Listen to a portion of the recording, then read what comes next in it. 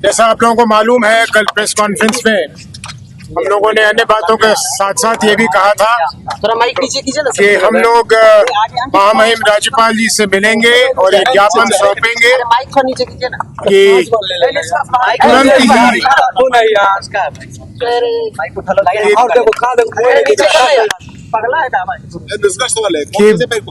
कि बिना विलंब के हमारे महामहिम राज्यपाल जी को हमारे राज्य के उप मुख्यमंत्री श्री सम्राट चौधरी जी पर एक्शन लेना चाहिए, उन्हें बर्खास्त करना चाहिए, क्योंकि जिस संगीन अपराध में वो फंसे हुए थे और जिस गलत ढंग से अपने उम्र को कम दिखाकर वो बाहर निकले हैं, ये हमारे संविधान के लिए एक मजाक बना हुआ है। और इसी संदर्भ में हम लोगों ने समय मांगा था महामहिम राज्यपाल जी से, समय हमें मिला था, लेकिन हमें बहुत खेद है कि अभी जब हम गए तो हमसे राज्यपाल जी नहीं मिले, लेकिन उनके जो मुख्य सचिव हैं या जो भी उन प्रधान सचिव हैं वो हमसे मिले। हम लोगों ने अपना ज्ञापन सौंप दिया।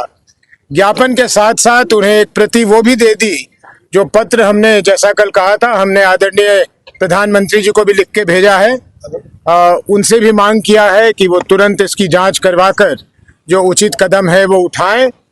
और जैसा हम लोगों ने कल कहा था, फिर उसे दोहरा दें कि अगर हमें निराशा प्राप्त होगी प्रधानमंत्री जी के यहाँ से और महामहिम के यहाँ से, तो फिर शीघ्र अतिशीघ्र हम लोग न्यायालय का दरवाजा भी खटखटाएंगे, क्योंकि ये बिहार के साथ ही नहीं, ये पूरे देश के साथ, हमारे देश के संविधान के साथ एक बहुत क्रूर मजाक है कि ऐसे व्यक्ति हमारे राज्य के उप मुख्यमंत्री बने हुए हैं।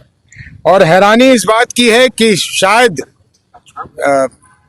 अनजाने में हमारे देश के आदरणीय गृह मंत्री जब आते हैं तो उनके साथ सम्राट चौधरी साहब घूमते हुए दिखे जाते हैं, तो ये हम लोगों के लिए बहुत दुखद है।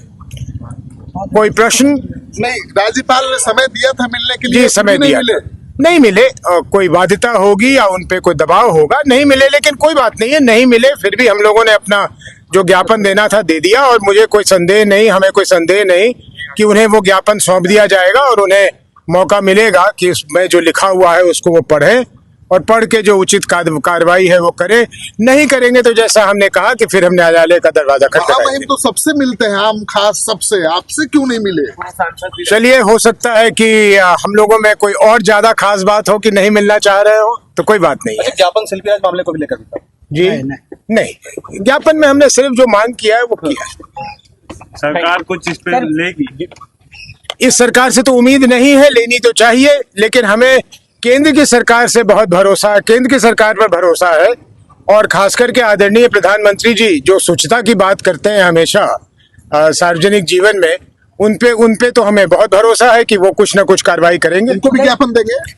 उनको तो प्रधानमंत्री जी को भेज दिया जी। उदय जी, बीजेपी की ओर से आप एक आज आरोप लगाया गया आपकी उम्र को लेकर। 2004 के लोकसभा चुनाव और 2009 के बीच के जो अंतराल में आपकी उम्र 13 साल। शायद वो उसको मिलाना चाहते हो सम्राट चौधरी जी की उम्र से। तो मैं जरा साफ कर दूं कि हमारे यहाँ नियम ऐसा है कि जिस समय आप नामांकन भर रहे होते हैं तो वोटर लिस्ट में जो आपका नाम और उम्र होता है, चाहे वो सही या गलत, आपको उसी को लिखना पड़ता है। अगर उसे आप बदल देंगे तो आपका नामांकन रद्द कर दिया जाएगा। और अब ये ठीक है या गलत, लेकिन नियम ये है या प्रावधान ये है कि उस नामांकन पत्र के साथ आप कुछ संलग्न भी नहीं कर सकते हैं कि भाई मेरी उम्र इतनी है या इतनी है, उसको आप ठीक भी नहीं कर सकते। लेकिन उम्र कोई गलत लिखे, ज्यादा बढ़ा के लिखे या कम लिखे, उसके पीछे कोई मोटिव होना चाहिए। तो उदय सिंह को 44 या 54 या 64 लिखने में उनके लिए कोई उसमें लाभ और हानि का सवाल नहीं था। मुझे कोई कॉम्पिटिटिव एग्जाम नहीं देना था जिसमें मैं अपना उम्र कम कर दूं तो मैं कॉम्पिटिटिव एग्जाम में बैठ जाऊं, या कहीं मुझे कुछ प्राप्त नहीं करनी थी। तो जो जिस समय वोटर लिस्ट में था वो मैंने नामांकन पत्र में दे दिया। अपने को नाबालिग साबित नहीं करना था? नहीं, नाबालिग साबित नहीं करना था, कहीं भी एडमिशन नहीं लेनी थी, कहीं जाना नहीं था और जेल से बाहर भी नहीं निकलना था।